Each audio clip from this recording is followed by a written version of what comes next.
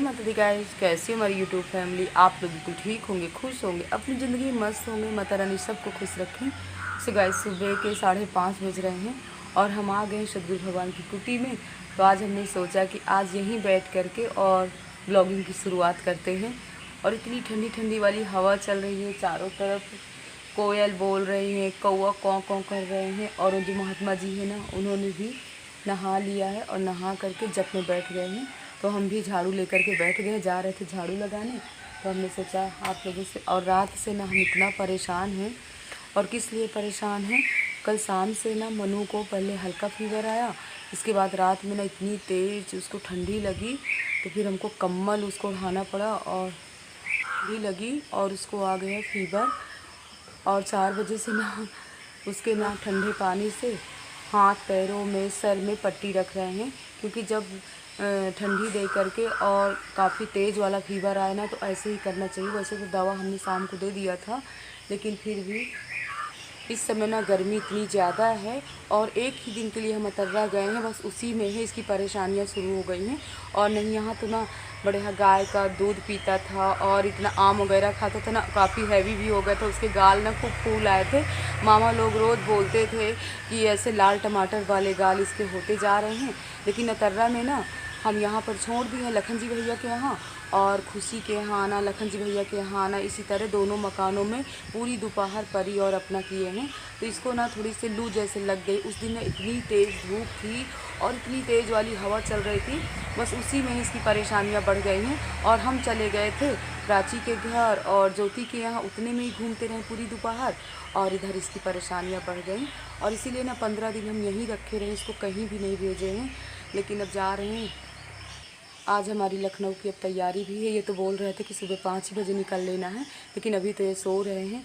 हम जल्दी लगा लेते हैं यहाँ पर झाड़ू पोछा, इस बेलपत्र तोड़ लेते हैं, फूल तोड़ लेते हैं और जल्दी नहाते हैं, माँ भगवती की कर लेते हैं पूजा। और इतना अच्छा लगा, 15-20 दिन यहाँ पर रुके रहे। अब देखिए हमारा आना कब हो पाता है। वैसे बिट्टू तो बोल रही थी कि बुआ हम रक्षाबंधन में आएंगे, आप भी आइएगा, लेकिन कोशिश करेंगे। वैसे जब बच्चों के स्कूल खुल जाते हैं ना, तो बहुत ही मुश्किल हो जाता है आना। वो वहाँ पर महात्मा जी नहा करके बैठे हुए हैं, तपस्या कर रहे हैं।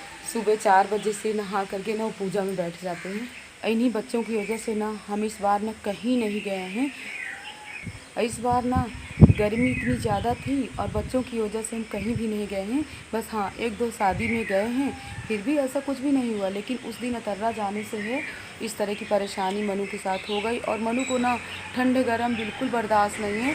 अगर कहीं भी ज़्यादा गर्मी में रहेंगे तब इनकी तबीयत ख़राब हो जाएगी, या ठंडी में कहीं जाएंगे तो तबीयत ख़राब हो जाएगी। तो जल्दी काम कर लेते हैं।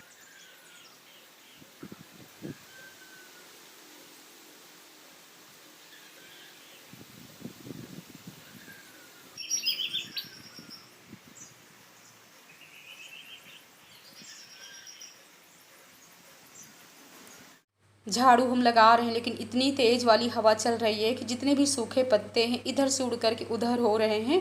इसीलिए ना थोड़ी टाइम लग रहा है। पोछा लगा लेते हैं जल्दी। ये मौसम्मी का पेड़ है, लेकिन इस समय ना मौसम्मी ज़्यादा नहीं है, थोड़ी थोड़ी लगी हुई है। ये देखिए मौसम्मी लगी हुई है, और 2-3 पेड़ यहाँ पर थे मौसम्मी के, बट इस समय ना एक ही पेड़ है और बहुत दूर दूर लगी हुई है। सो गाइज, हमने फूल बेलपत्र भी तोड़ लिया और यहाँ ना बहुत ही आसानी से फूल बेलपत्र मिल जाता है, कहीं भी जाने की ज़रूरत नहीं पड़ती है। और इसके बाद नहाने के बाद हम लाते हैं भगवान जी का पानी, क्योंकि आज ना सुबह से पानी सप्लाई वाला नहीं आ रहा है। तो वही भाभी कह रही हैं कि पूजा का पानी कहाँ से लाओगे। और जब सप्लाई वाला पानी नहीं आता है ना, तो पूजा का पानी लाने के लिए ना थोड़ी समस्याएँ हम लोगों की बढ़ जाती हैं। क्योंकि भगवान जी की कुटी में ना ये जो बाहर गेट दिख रहा है, गेट के बाहर है हैंडपंप नल, तो आप लोगों को भी ले चलते हैं। और ये जो पत्थर जमे हुए ना, ये भैया जी ना जो गांव में नाले वगैरह है ना, उनके ऊपर इनको रखा जाएगा, इसीलिए पत्थर जमाए गए हैं। और थोड़ी सी ये पत्थर पड़े हुए ना, इसीलिए हम लोगों को ना आने जाने में ना काफ़ी प्रॉब्लम होती है। तो ये हमारा हैंड पंप नल। और जब पहले सप्लाई वाला पानी नहीं आता था ना, तो यहीं से हैंड पंप नल से ही पानी जाया करता था। आज हम यहाँ आने का मौका मिल गया, क्योंकि डेली जब सप्लाई वाला पानी आता था तो यहाँ तक हम नहीं आते थे। और बहुत ही अच्छा लग रहा है, खुला खुला सा। और जब पानी निकाल रहे हैं ना, तो खूब तेज़ वाला पानी आ रहा है। और आप लोगों को ना गेट के बाहर का नज़ारा दिखा रहे हैं। और हम देते हैं पहले सूर्य भगवान को जल, इसके बाद करते हैं सदगुरु भगवान की पूजा।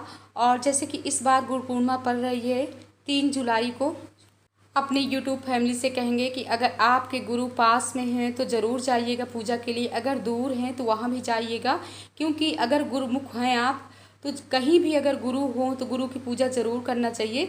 और हमारे तो सदगुरु भगवान, हम भी प्रार्थना करेंगे श्री सदगुरु भगवान हमको भी गुरु पूर्णिमा के समय आप यहीं पर बुला लीजिएगा। और कुछ समय पहले का ही ये ब्लॉग है हमारा, इस समय तो हम लखनऊ में आ गए हैं क्योंकि बच्चों के स्कूल खुल गए थे। और कोशिश यही रहेगी कि गुरु पूर्णिमा में जाएँ, सदगुरु भगवान के भी दर्शन करें और आ करके अपने सिद्धार्थी माता के जो हमारे गुरु जी हैं, जिनसे हम गुरु मंत्र लिए हुए हैं, यहाँ भी आकर के पूजा करें। तो देखिए भोले बाबा की, माता रानी की कृपा होगी तो ज़रूर यहाँ पहुँचेंगे। और आप लोगों को भी सदगुरु भगवान के दर्शन करा रहे हैं। हमारी यूट्यूब फैमिली, आप लोग बहुत ही किस्मत वाले हो, हमारे ब्लॉग में हमेशा सदगुरु भगवान के दर्शन करते हो और ये ब्रह्मा विष्णु महेश के रूप में हमेशा दर्शन देते हैं। अगर आप ध्यान से और प्रार्थना करोगे तो ज़रूर दर्शन मिलेंगे आप लोगों को भी, जैसे हमको दर्शन मिलते हैं वैसे आप लोगों को भी मिलेंगे। आप लोगों के साथ हम ये भी बात शेयर कर दें कि हमको सदगुरु भगवान के दर्शन ब्रह्मा विष्णु महेश के रूप में कब हुए हैं। सो गाइस, आज से 4 साल पहले हमारे भैया भाभी जो यहाँ रहते हैं, यहाँ नहीं रहते थे, अतर्रा में रहते थे, और लखनऊ से आने के बाद हम यहाँ आ करके पूरा 25 दिन रुके थे पचौहा धाम में। और इतने बड़े मकान में अकेले हम रहते थे और कुछ काम वाले भैया जी लोग रहते थे, वो अपना दिन में काम करने के बाद शाम को चले जाते थे। शाम को हम आते थे, सदगुरु भगवान की कुटी की सफाई करते थे, इसके बाद आरती करते थे और 10-11 बजे रात में ऐसे घूमते घूमते आते थे। तो जैसे कि बचपन में हमारे पिताजी हमसे बताया करते थे कि बिटिया हमको सदगुरु भगवान के दर्शन कैसे हुए हैं, वैसे हम भी ध्यान लगाए रहते थे कि अगर पिताजी को दर्शन हुए हैं तो हमको भी कभी न कभी दर्शन ज़रूर होंगे। तो बस ऐसे ही सोचते सोचते ही ऐसे कुछ एहसास हमको होता था कि सदगुरु भगवान को अगर हम जिस रूप में दर्शन पाना चाहते उसी रूप में हमको दर्शन मिलते थे।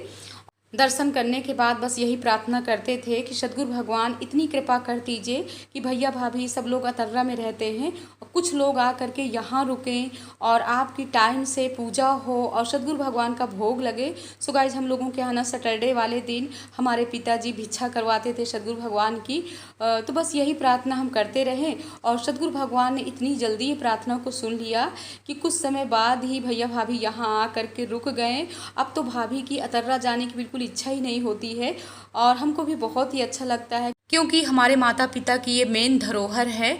और हमारे पिताजी की बहुत ही इच्छा थी कि हमारे सदगुरु भगवान की कुटी यहीं पर बने जहाँ पर हम लोगों का मकान है और हमारे बेटा बहू बेटियाँ सब लोग भगवान के रूप में इनकी पूजा करें। सो गाइस, ये है भगवान की मेन कुटी जहाँ पर भगवान हमेशा यहाँ पर बैठते थे। और सामने जो आप लोग देख रहे हैं ना, ये छोटी सी कोठरी थी और इसी कोठरी से सदगुरु भगवान इतना मीठा फल निकाल करके सब लोगों को खिलाते थे। और इतने भक्त यानी 500-600 आदमी डेली यहाँ पर आता था गांव का, और न जानी कहाँ से प्रसाद आता था और सदगुरु भगवान इतना प्रसाद एक कोठरी से निकाल करके सब लोगों को खिलाते थे। सो आज भी वैसे ही मंद मंद यहाँ पर खुशबू आती है। पर हाँ, जो मेन भक्त हैं वही खुशबू का एहसास कर सकते हैं, सबकी बस की बात नहीं है। सो गाइस, आ गए हम पूजा घर में और बना लिए यहाँ पर भोले बाबा। कर लेते हैं जल्दी भोले बाबा की प्राण प्रतिष्ठा पूजा करने के बाद हमारी फाइनल तैयारी बन गई है और अपने नन्ही परी से अच्छे से मिल लेते हैं। रोते जा रहे हैं, मिलते जा रहे हैं और बस यही कह रहे हैं कि नन्ही परी फिर से हमको जल्दी बुला लेना अपने पास, क्योंकि तुम्हारी यादें हमारे साथ हैं। लाइट बंद कर देते हैं, अब ये सो रही है और जैकी भी मनु के आगे पीछे घूम रहे हैं। और यहाँ पर भाभी भी लगी हुई थी, सबको नाश्ता दे रही। भाभी कह रही खाना बना रहे हैं। हमने कहा भाभी अब खाना मत बनाइए, क्योंकि टाइम ना 9:30 बज गए थे और सुबह से इतनी जल्दी करते करते ना फिर भी सुबह का टाइम ना इतनी जल्दी भागता है। यहाँ पर भाभी से ठौरा हैं, लड्डू हैं, सब पैक कर रही हैं। आंचल बहू भी काफ़ी परेशान थी, कह रही थी बुआ कितना अच्छा लगा, अभी आप मत जाइए, अभी आप रुके रहिए। हमने कहा फिर से जल्दी आएंगे। अब क्या करें, बच्चों की स्कूल खुल गए हैं तो जाना भी तो ज़रूरी है और बच्चे भी अभी छोटे हैं। तीनों को अगर एक साथ छोड़ दो ना तो काफ़ी झगड़ा भी करने लगते हैं। और नहीं तो मीना के पास छोड़ करके हम आ भी सकते, क्योंकि सासू माँ की भी तबीयत कुछ ठीक नहीं रहती है और इनका भी ऑफिस है, तो मीना के लिए भी काफ़ी काम हो जाएंगे। और हम भाभी से बोल रहे हैं कि फिर हम जल्दी आ जाएंगे। भाभी इतना रो रही हैं और लड़कियां ना इसीलिए थोड़ा सा कम अच्छी होती हैं जब वो ससुराल के लिए तैयार हो जाती हैं, इसीलिए बेटे ही सही रहते हैं। कम से कम बेटों के साथ बहू आती है। और भगवान ने ऐसा क्या बना दिया है कि अपने घर की बेटी कहीं और जाती है और दूसरे घर की बेटी अपने घर आती है। तो ये सब भगवान की ही लीला। हम लोग क्या कर, जैसे लीला रचाया है प्रभु ने वैसे हम सबको निभाना है। तो यहाँ पर सभी लोग रो रहे हैं और हम आज भी एडिट कर रहे हैं, आंखों में आंसू आ गए हैं। मायका होता ही इतना प्यारा है कि आने में इतनी खुशी होती है लेकिन जाने में आंखों से आंसू नहीं रुकते हैं। सो गाइज हम लोग आ गए हैं जमुना जी के किनारे और जमुना जी मैया के आप लोग भी दर्शन कर लीजिए, हम भी कर रहे हैं। और यहीं से हम सोच रहे हैं कि आगे मीना का मायका पड़ता है, तो मीना तो इस बार मायके नहीं आ पाई हैं, लेकिन हम कोशिश यही करेंगे कि मीना के यहाँ भी हो लेते हैं क्योंकि वो भी हमारा एक मायका ही है। और उनके तो अभी मम्मी पापा सभी लोग हैं। ईश्वर करें ऐसे ही माता पिता सभी के रहें। हमारे कुछ माता पिता जल्दी ही चले गए हैं, भगवान जी को प्यारे हो गए हैं। सो गाइज इस ब्लॉग का एंड करेंगे। ब्लॉग पसंद आए लाइक करिए, सब्सक्राइब करिए, शेयर करिए। जय माता दी गाइज।